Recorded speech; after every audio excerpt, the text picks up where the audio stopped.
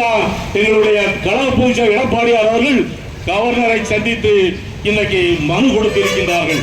அந்த இல்லாத மாநிலமாக மாற்ற வேண்டுமானால் முதலில் கைது செய்ய வேண்டியது நீ நேர்மையாக நடந்தால் நான் நேர்மையான ஆட்சி தருகிறேன் என்று சொன்னால் நீ கைது செய்ய வேண்டும். நீ என்ன சொன்ன உதயநிதி சொல்ல ஒரு கையெழுத்துல என் அப்பனுக்கு ரகசியம் தெரியும்.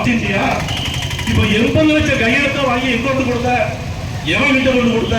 நீ உன் பொண்டாடிக்கிட்ட கொடுத்தியா இல்ல யாருக்கிட்ட கொண்டு கொடுத்த? எவனையும் வச்சிருக்கியா என்ன எவன் கிட்ட கொண்டு கொடுத்த? எனக்கு நீ பதில் சொல்லு.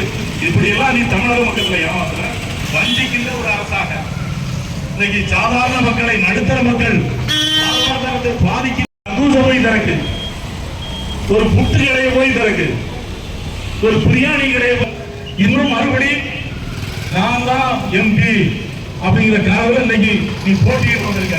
வருமானா ஒரு 2 அமைச்சர்கள் பொம்மை, ஒன்று கீழாஜீவன் என்கிற ஒரு அமைச்சர் பொம்மை, ஒன்று அனிதா ராதாகிருஷ்ணன் என்கிற ஒரு அமைச்சர் பொம்மை.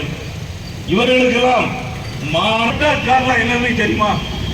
இருக்கிற கரெக்டருக்கும் தெரிய மாட்டேன். இந்த வரை இன்னைக்கு எடுத்துக்காட்டு மூலமாக தான் இன்னைக்கு மனித சங்கிலி ஆர்ப்பாட்டம். இந்த மத்திய சர்க்கார் முதுகெலும்பே கிடையாது, இந்த மோடிக்கு முதுகெலும்பே கிடையாது. அவன் ஒண்ணுமே செய்ய மாட்டான், எதுவுமே செய்யறது இல்லை. தமிழ்நாட்டுக்கு நீ பறந்து பறந்து வந்தார்கள், நீ ஆட்சி பிடிச்சிருக்கியா? தமிழ்நாட்டு மக்களுக்கு ஏமாளியா? இதான் அரிசிக்கே விலையை கூட்டிட்டிய. அந்த அளவுல இன்னைக்கு எடப்பாடியார் அவர்கள் தமிழகத்தை காப்பாற்றும் முயற்சியில் ஈடுபட்டிருக்கிறார்கள்.